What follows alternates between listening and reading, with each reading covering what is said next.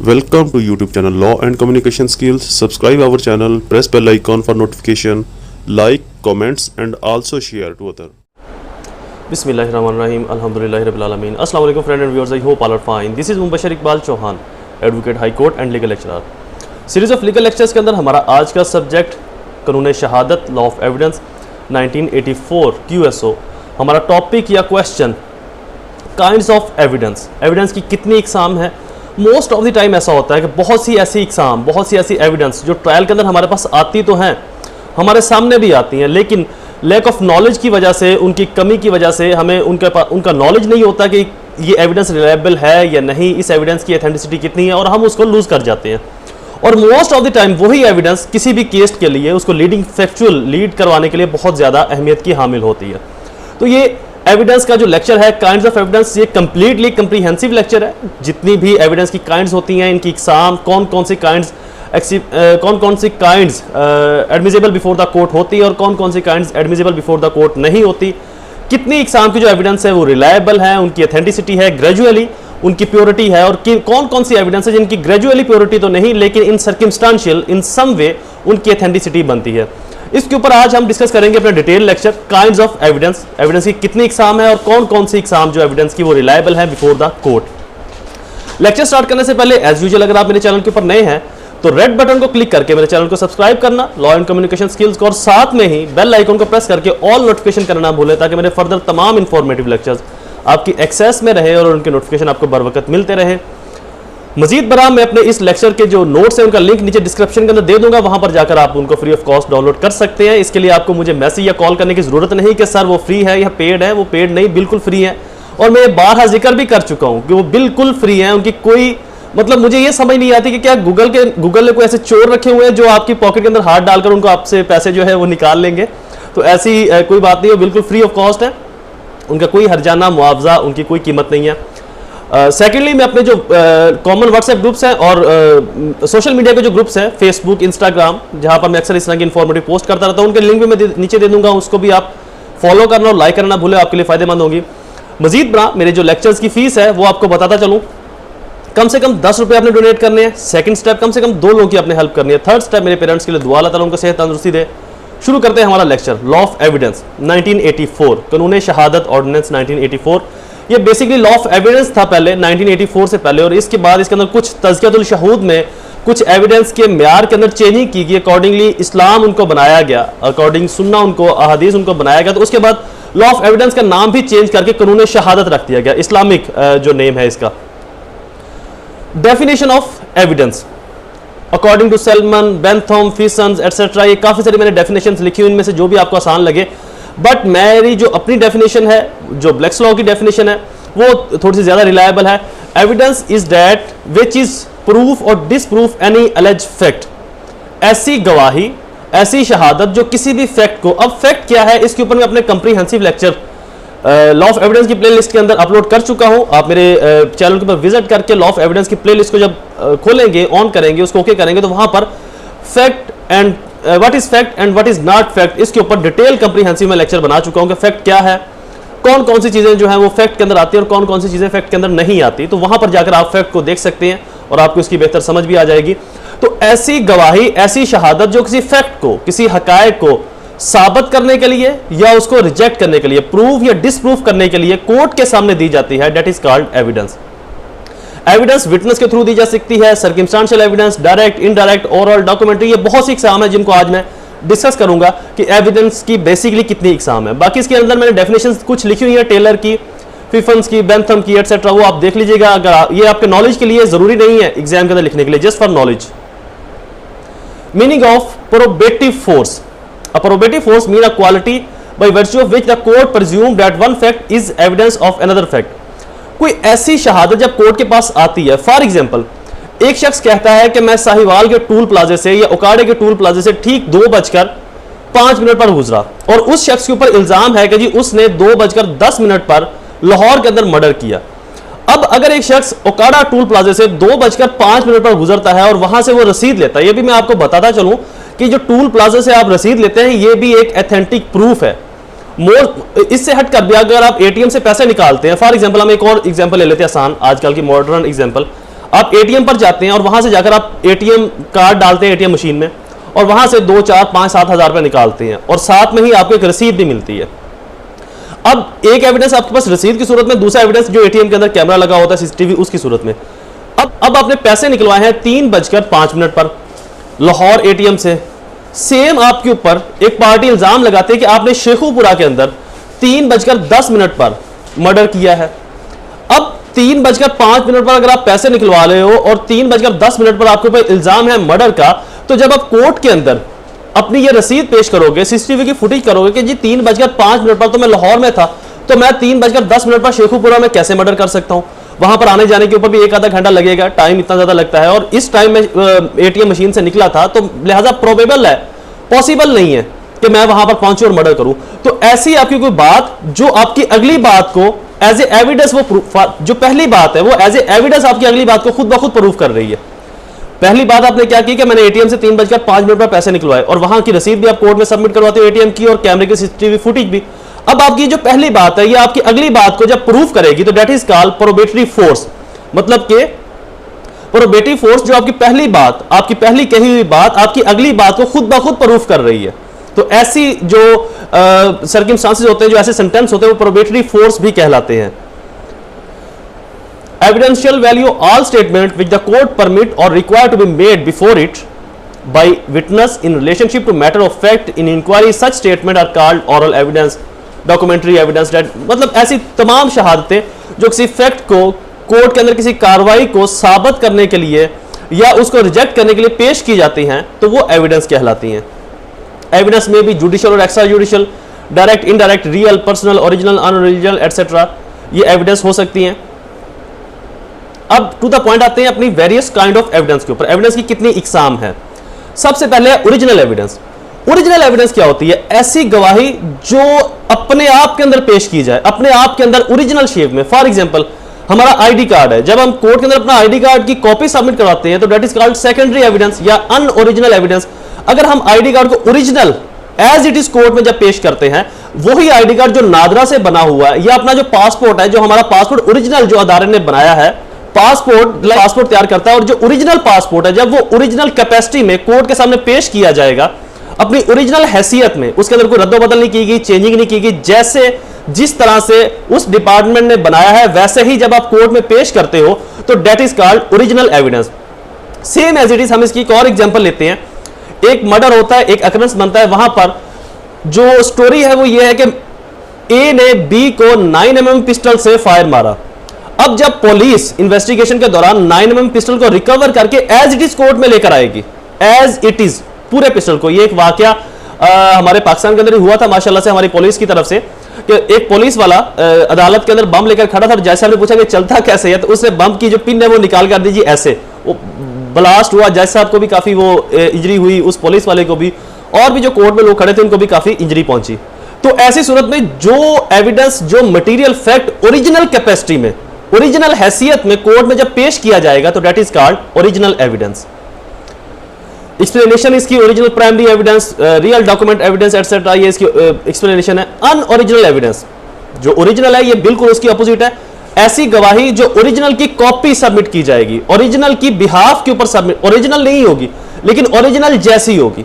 एक stamp paper है, ID card है, आपका पासपोर्ट है, आपके कोई भी और जो आपके एजुकेशनल सर्टिफिकेट्स हैं आपकी यूनिवर्सिटी की तरफ से आपको दिए जाते हैं, तो जब आप उनकी फोटो कॉपी करवाकर कोर्ट में पेश करोगे एज इट इज, मतलब ये है ओरिजिनल जैसे लेकिन ओरिजिनल नहीं है, तो जो आप उनकी कॉपीज कोर्ट में पेश करते हो that is called unoriginal evidence. ये भी एडमिसिबल बिफोर द कोर्ट हैं बट आफ्टर ऑथेंटिकेशन। इसकी एक्सप्लेनेशन है secondary evidence, insufficient evidence. Insufficient evidence जो इसकी एक्सप्लेनेशन के अंदर है अनओरिजिनल में, वो है कि एक चेक है, चेक बुक। आप अक्सर चेक बुक अगर आपने लिखी होगी या देखी होगी तो उसके दो पार्ट होते हैं, काउंटर दो पार्ट होते हैं। एक छोटे वाला पार्ट पीछे रह जाता है, एक आगे वाला पार्ट, दोनों के ऊपर जो सीरियल नंबर है। तो जो काउंटर पार्ट होता है चेक का, उसका जो उसके साथ छोटा सा पार्ट रह जाता है उसके ऊपर भी सीरियल नंबर सेम होगा और मेन चेक के ऊपर भी सीरियल नंबर सेम होगा। मेन चेक के ऊपर भी सीरियल नंबर जो है वो सेम होगा। तो इस दौरान जब आप उस काउंटर पार्ट को कोर्ट में पेश करते हो तो वो ओरिजिनल नहीं है, एक्चुअली वो अनओरिजिनल डॉक्यूमेंट्स है, अनओरिजिनल एविडेंस है, बट वो ये प्रूफ कर सकता है कि चूंकि जो ओरिजिनल डॉक्यूमेंट्स है वो भी इसका पार्ट है। तो ये काउंटर पार्ट ऑफ एविडेंस भी कहलाती है कि एक ऐसा पार्ट जो अगले पार्ट को खुद ब खुद अपनी कैपेसिटी में प्रूफ कर रहा हो लेकिन ओरिजिनल नहीं हो, तो that is called unoriginal evidence या इनसफिशिएंट एविडेंस, कि जब वो ओरिजिनल पार्ट आएगा तो डेट इज कॉल्ड सफिशिएंट, ये एक सफिशिएंट एविडेंस बन जाएगी। Direct evidence mean that evidence which relate to real dispute, question of case and which is sufficient to determine the responsibilities. Direct evidence mostly जो evidence होती है वो cameras की footing, CCTV cameras की footing और in person capacity में। For example A और B आपस में लड़ रहे थे, ए ने बी को फायर मारा या किसी भी तरीके से इंजरी पहुंचाई और बी का मर्डर हो गया। सी वहां पर मौजूद था और वो इस तमाम वाक़े को अपनी आंखों से, अपने 5 सेंसेस की मौजूदगी में, अपने होशो हवास की मौजूदगी में देख रहा था, सुन रहा था और यही गवाही उसने कोर्ट के अंदर एज इट इज जाकर दी कि मैं फलां टाइम फलां जगह के ऊपर मौजूद था, ए ने बी को फायर मारा, इनकी आपस में पहले लड़ाई हुई और फिर इसने फायर मारा, फायर ए ने बी को 3 मारे या 2 मारे, फलां जगह के ऊपर मारे, मैंने वो देखे, फिर ए वहां से भाग गया, बी वहां पर गिर गया, ये तड़पता रहा, वहां पर सिसकता रहा और इसी दौरान में इसकी मौत वाक़ हो गई। फिर एम्बुलेंस वाले आए या रेस्क्यू वाले आए, वो इसको उठाकर ले गए, या पुलिस वाले आए वो इसको। तो ऐसा शख्स जो तमाम हाल अहवाल को डायरेक्टली पेश करे कि मैं खुद वहां पर मौजूद था, मैंने खुद सब कुछ देखा, और जिसकी एविडेंस के ऊपर रिलाई किया जा सके। फॉर एग्जांपल उसने बोला कि 2 फायर मारे, सी ने, गवाह ने, पोस्टमार्टम की रिपोर्ट के अंदर भी साबित हो गया कि 2 फायर लगे, उसने बोला कि वो तड़पता रहा, फिर वो वहीं पर जो है जान दे गया, पोस्टमार्टम की रिपोर्ट के अंदर भी साबित हो गया कि हॉस्पिटल आने से पहले ही शख्स की मौत वाक़ हो गई थी। फिर उसने बोला कि उसको पुलिस वाले लेकर गए और वाकई ही पुलिस वालों ने बोला कि हम इसको उठाकर लेकर गए। तो जो सर्कमस्टेंशियल एविडेंस से उसकी गवाही को प्रूफ कर रहे हो, उस डायरेक्ट एविडेंस को, और जिसकी एविडेंस से कोर्ट ये अज्यूम कर ले, ये गुमान कर ले कि हो सकता है ऐसे ही हुआ हो और कोर्ट उसकी गवाही को ऑथेंटिक तस्लीम कर ले, तो that is called direct evidence, जो इन पर्सन या इन पर्सनल कैपेसिटी में कोर्ट के सामने पेश की जाती है। Real evidence usually takes form of some kinds of material subject which is produced before the court. Real evidence का मतलब होता है, ये जनरली यूज होती है मटेरियलिस्टिक चीजों के अंदर। मटेरियलिस्टिक चीजें क्या?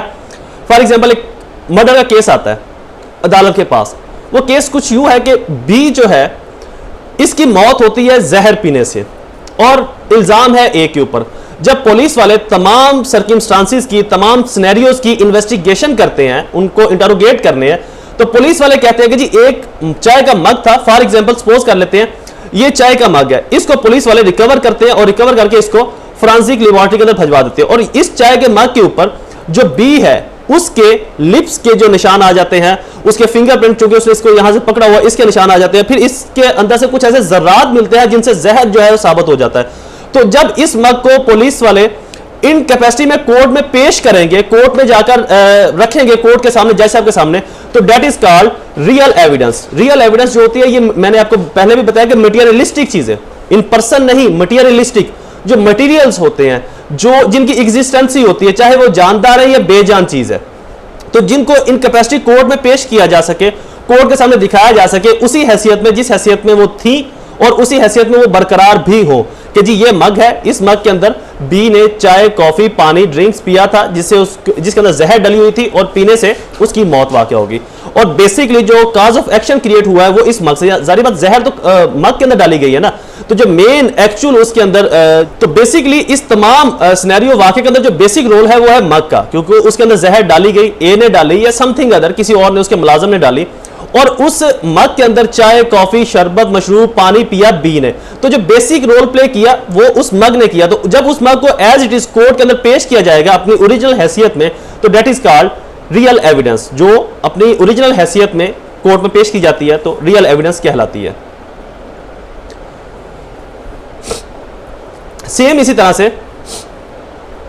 तरह से जब एक पर्सन खुद से कोर्ट में पेश होता है अपनी ओरिजिनल हैसियत में, किसी को नहीं कहता, अपनी ओरिजिनल हैसियत में जब कोर्ट में पेश होगा, तो उसका सिर्फ पेश होना, जो डायरेक्ट एविडेंस देने के लिए पेश हो रहा है, तो जो उसका खुद से पेश होना है वहां पर, वो भी रियल कहलाएगा, वो भी रियल विटनेस होगा, जो जिसने जो देखा उसे बताने के लिए कोर्ट के अंदर आ रहा है। तो जो मटेरियलिस्टिक चीज कोर्ट में पेश की जाए या इन पर्सन को कोर्ट के अंदर लाया जाए, कोर्ट के एविडेंस के कटहरे के अंदर उसको खड़ा किया जाए कि आप यहां पर शहादत दें, तो जो शख्स इन पर्सन वहां पर आकर शहादत देगा किसी भी फैक्ट को प्रूफ और डिसप्रूव करने के लिए, तो that is called, that person is called real witness या रियल एविडेंस। सर्कमस्टेंशियल एविडेंस जो है ये बहुत ही यूनिक है और मोस्टली केसेस के अंदर किसी भी मुल्जम को बरी करवाने के लिए, किसी भी जायज नाजायज को सजा दिलवाने के लिए बहुत ज्यादा अहमियत की हामिल होती है। इसकी अपनी हैसियत तो नहीं होती, लेकिन जब ये किसी, जनरली ये कहा जाता है ना कि एक चीज खुद से तो बेकार है, लेकिन जब वो किसी के साथ मिलती है तो उसकी एक हैसियत बन जाती है, उसकी वैल्यू। इसी तरह से सर्कमस्टेंशियल एविडेंस अगर इंडिपेंडेंट हो कि सिर्फ सर्कमस्टेंशियल एविडेंस है और कोई गवाही मौजूद ही नहीं वहां पर, तो फिर सर्कमस्टेंशियल एविडेंस की बेस के ऊपर सजा नहीं दी जा सकती। बट अगर सर्कमस्टेंशियल एविडेंस के साथ real evidence, direct evidence, cooperative evidence और अदर एविडेंस भी शामिल हो जाए तो फिर उस केस के अंदर इसकी अहमियत बहुत ज्यादा बढ़ जाती है। सर्कमस्टेंशियल एविडेंस जो है ये ना तो डायरेक्ट होती है ना रियल।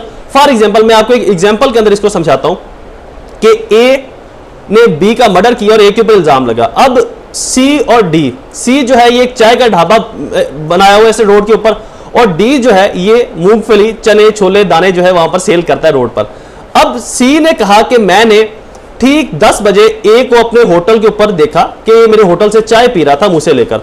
डी ने कहा कि 10:20 पर ये मॉडल टाउन जहां पर मर्डर हुआ उससे कुछ फासले के दूर मेरे पास खड़ा था और इसने मुझसे चने लिए, और 10:40 पर बी का मर्डर होता है। तो अब जो ए की और बी की जो एविडेंस है ये सर्कमस्टेंशियल एविडेंस कहलाएगी हालातों वाकयात की, कि ए जो 10:10 पर चाय के ढाबे पर था, 10:20 पर ये डी से चने ले रहा था, मूंगफली ले रहा था मजे करने के लिए, और 10:40 पर जो मर्डर हुआ बी का, तो लिहाजा 20 मिनट का इनके दरमियान में गैप है और ए उस एरिया में मौजूद भी था, उस इलाके में भी मौजूद था। सेम इसी तरह से कलमा चौक के पास ए गुजरा 10 बजे और वहां की सीसीटीवी फुटेज के अंदर उसका चेहरा आ गया, उसकी वीडियो आ गई। इन अदर सेंस वो उसने किसी मेट्रो में सफर किया तो मेट्रो की सीसीटीवी फुटेज के अंदर उसकी जो वीडियो आ गई। तो ये तमाम जो चीजें हैं जो डायरेक्टली नहीं साबित कर रही कि ए ने बी का मर्डर किया है, लेकिन ए ने बी का मर्डर जिन रास्तों से होकर किया उन रास्तों को प्रूफ कर रही कि मतलब उस दौरानिये में, उस टाइम पर ए उस एरिया में था, तो इसलिए मेन सस्पेक्ट ए हो सकता है। इन अदर नेक्स्ट अहीड, गो अहीड जब प्रूफ होगा फिंगरप्रिंट या और बाकी सर्कमस्टेंसेस से, तो इन और बाकी जो एविडेंस है, तो इन सर्कमस्टेंशियल एविडेंस की अहमियत भी वहां पर बहुत ज्यादा बढ़ जाएगी। लेकिन अगर मेन जो रियल एविडेंस से प्रूफ नहीं होता तो फिर सर्कमस्टेंशियल एविडेंस की कोई अहमियत नहीं है। अगर रियल एविडेंस से प्रूफ होता है तो फिर सर्कमस्टेंशियल की जो अहमियत है वो बहुत ज्यादा हद तक अहमियत इनकी बढ़ जाती है। Personal evidence, personal evidence mean जो इन पर्सन नॉलेज या इन पर्सन कैपेसिटी में दी जाए। ये एक्सपर्ट एविडेंस भी हो सकती है, ये कोऑपरेटिव एविडेंस भी हो सकती है। फॉर एग्जांपल एक रेप का केस है और वहां पर एक मेडिकल बोर्ड तरतीब दिया जाता है, 4 डॉक्टर हैं जो वेल ट्रेन है, वेल एक्सपीरियंस है, उनको उसको एग्जामिन करने के लिए उस लेडी को, अगर रेप का केस लेडी के ऊपर है तो लेडी को एग्जामिन करने के लिए वो 4 डॉक्टर्स की जो बोर्ड बनाया जाता है, कमेटी बनाई जाती है। अब वो उसको उसके मेडिकल को एग्जामिन करेंगे और एग्जामिन करने के बाद जब वो कोर्ट में पेश होकर पर्सनल हैसियत में ये गवाही देंगे कि हमारा जो तजर्बा है, हमारा जो एक्सपीरियंस कहता है कि इस लड़की के साथ रेप नहीं हुआ, इस लड़की को किसी ने टच नहीं किया, तो जो उनकी ये गवाही है, ये उनकी जो शहादत है, ये पर्सनल एविडेंस भी कहलाएगी कि कोई expert person in person capacity में, एक्सपर्ट पर्सन किसी भी फील्ड के अंदर जब कोई एक्सपर्ट होगा और उस फील्ड में जब उससे कुछ पूछा जाएगा और फिर उसको बताने के लिए जब वो कोर्ट में आएगा तो वो पर्सनल एविडेंस कहलाती है। When some person himself seen any incident or situation and give statement about it in court, such statement is called personal evidence। और इसकी जो दूसरी जो इसकी टर्मिनोलॉजी है, इसके रिदम के साथ, इसकी थीम के साथ, वो ये जब कोई शख्स खुद से कुछ देखता है, किसी वाक्य को, किसी हादसे को, या खुद से एग्जामिन करता है, जैसे कि डॉक्टर अगर खुद से एग्जामिन करते हैं या कोई शख्स खुद से देखता है किसी चीज को या उसको महसूस करता है, फील करता है, तो ये तमाम चीजें जब वो बताने के लिए कोर्ट में आएगा तो that is called personal evidence या पर्सनल विटनेस। नेक्स्ट हेडिंग है जी preclude remarks, question is complete. I hope ये लेक्चर आपके लिए फायदेमंद साबित हुआ होगा। मेरी वीडियोस को, लेक्चर्स को अपने तमाम सोशल नेटवर्क्स के अंदर, अपने व्हाट्सएप ग्रुप्स, फेसबुक ग्रुप्स, अपने इंस्टाग्राम, अपने और सोशल नेटवर्क्स के अंदर शेयर करना भूला करें ताकि ज्यादा से ज्यादा लोग इससे मुस्तफीद हो सके, मुझे और आपको भी अपनी दुआओं में याद कर रख सके। दोबारा हाजिर होगा एक नई इंफॉर्मेटिव लेक्चर के साथ, एक नई सीरीज के साथ। तब तक मुझे अपनी दुआओं में जरूर याद रखिएगा। अल्लाह ताला आप सबका हामी और नासिर हो। वस्सलाम।